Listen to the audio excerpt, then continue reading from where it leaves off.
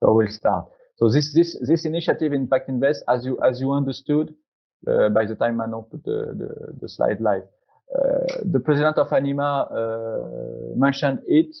We would need 3,900 billion of investment per year to drive our emerging country towards the investment development goals. Out of this 3,900 million, only 1,400 is made available mostly by the public authority.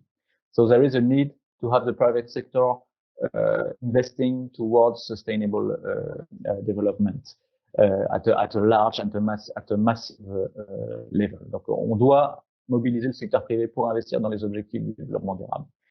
And what we want with this initiative, Impact Invest, particularly, is to generate more impact on sustainable development goals from attractiveness policies. On a envie d'avoir plus d'impact sur les objectifs de développement durable à partir des stratégies d'attractivité des pays. Donc des stratégies d'attraction des investissements dans les pays. Vous savez qu'il y a eu plusieurs générations de ces stratégies. D'abord, première génération, les pays ont décidé de mettre en place des lois pour autoriser les investissements étrangers, puis ils ont créé un cadre qui permettait aux investisseurs éventuellement puis ils ont mis en place une démarche de plus en plus proactive pour aller chercher ces investisseurs, pour faire du marketing auprès de leur pays. C'est les deuxième, troisième générations qui ont donné lieu à la création d'agences dédiées. Tu peux passer la slide maintenant, la slide suivante, d'agences dédiées à la promotion des investissements. Bon, les slides ne sont pas très lisibles, mais c'est pas grave. Et aujourd'hui, on veut faire entrer la Méditerranée et le continent africain dans une quatrième génération de stratégies de promotion qui sont celles d'impact, celles de la mesure, du pilotage des impacts inclusifs et par rapport au développement durable des investissements étrangers. On peut passer à la slide suivante. Donc, qu'est-ce que ça veut dire concrètement? Qu'est-ce que tirer des investissements peut avoir un impact sur le développement durable? D'abord, ça dynamise des filières. Travailler sur le développement durable, c'est dynamiser un certain nombre de filières.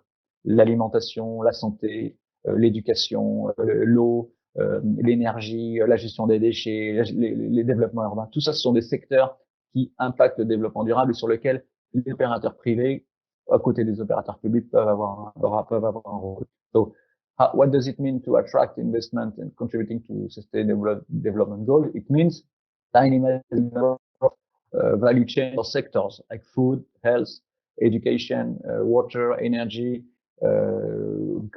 green cities or sustainable cities, waste management, recycling, etc.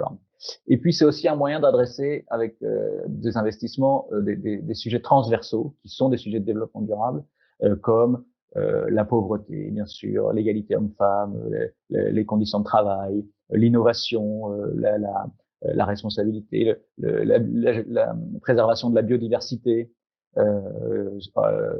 sur terre et en mer, la gestion du climat. Tous ces sujets. So it's also investment can also address transversal challenge like poverty, like gender equality, like decent work, the innovation and industry, responsible consumption and production, biodiversity preservation inland and in the sea.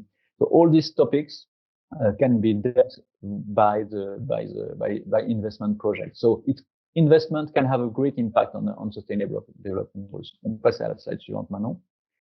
Voilà. So Impact Invest, it's an initiative that is organized around 4 pillars, and we will, in our workshops from today and the day after, are organized with this pillar.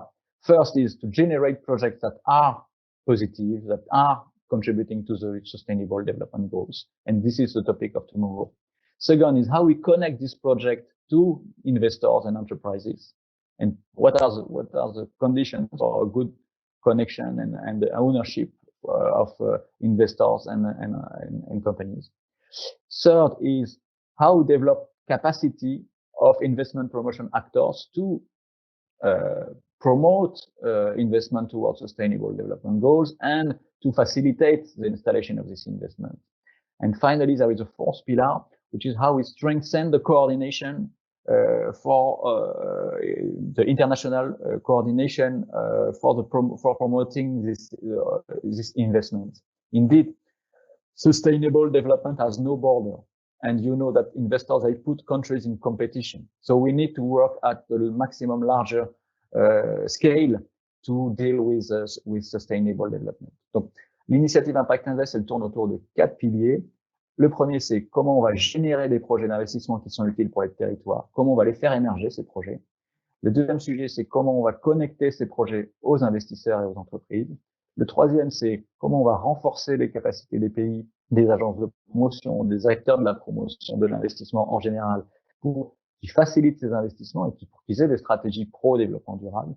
Et la quatrième, c'est comment on se coordonne au niveau international pour faire cette promotion et ce développement des investissements durables. Parce qu'évidemment, le développement durable n'a pas de frontières. Les investisseurs mettent les pays en concurrence. Et donc, plus on sera de pays à travailler sur ces questions-là, plus on empêchera les entreprises qui peuvent avoir des travers d'aller vers les pays les moins disants, les moins exigeants. Et pour ça, il faut qu'on soit coordonnés et qu'on ait les mêmes approches pour pas avoir partir les investisseurs vers les pays les moins exigeants.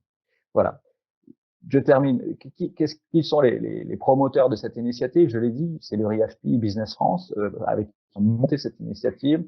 Aujourd'hui, on a la chance d'avoir certaines institutions qui nous suivent et qui sont engagées pour essayer de nous aider à la promouvoir. Expertise France, qui est du groupe Agence française de développement, le GIZ qui nous aide à mettre en place ces ateliers, le secrétariat de l'Union pour la Méditerranée, la région Provence-Alpes-Côte d'Azur, j'ai cité des associations du secteur privé comme BusinessMed avec le projet EBSOMED, l'OCDE qui aussi mène des projets tout à fait dans le même champ et au niveau des politiques publiques et qui va probablement beaucoup nous inspirer.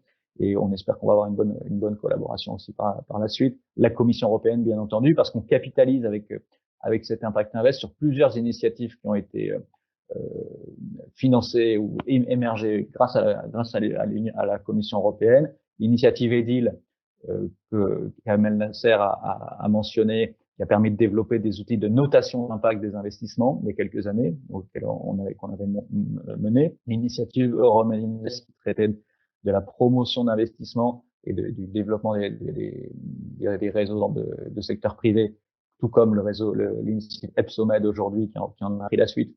C'est des initiatives sur lesquelles on capitalise. Et l'initiative The Next Society sur la promotion des écosystèmes d'innovation, parce qu'évidemment, il y a beaucoup d'innovations à inventer autour de ces enjeux du développement durable. Voilà. On va cibler, du coup, très largement dans cette initiative, à la fois les territoires, avec des collectivités, la société civile va être nécessairement impliquée dans l'émergence de projets, les réseaux de secteur privé et d'investisseurs, donc les investisseurs en capital, les investisseurs de long terme institutionnels, les fonds souverains, tout ça, c'est des acteurs qui sont impactés par le projet Impact Invest, et puis également tous les acteurs qui tournent autour de la promotion des investissements et du développement économique, et puis enfin les réseaux de secteur privé, d'entreprises qui sont bien sûr les premiers concernés. Voilà. Je termine avec une dernière slide. Voilà, on vise la création d'un grand réseau. Aujourd'hui, avec le RIAFPI, on représente 33 pays, ANIMA et le RIAFPI, donc ça fait déjà un bel espace pour promouvoir cette initiative. On espère que parmi ces 33 pays, il y en a 10 qui auront mis en place des stratégies à la fin du projet, de cette phase pilote Impact Invest, qu'on aura permis d'implanter 40 projets d'investissement pilote, parce qu'on veut avoir un impact direct sur l'investissement. Et puis on aura bien sûr renforcé les capacités d'un grand nombre d'agences et d'acteurs au cours de ce projet-là. Voilà. C'est ce que je voulais vous dire à ce stade sur cette initiative. Et on a 3 réunions qui suivent demain, après-demain et mardi pour vous répondre à toutes vos questions et puis travailler ensemble au contenu précis des instruments, des activités qui seront mises en place dans ce cadre de ce projet. Le but, c'est aujourd'hui de commencer à travailler ensemble sur cette initiative. Voilà, je vous remercie pour votre attention. Alors, on va passer maintenant proprement dit au panel.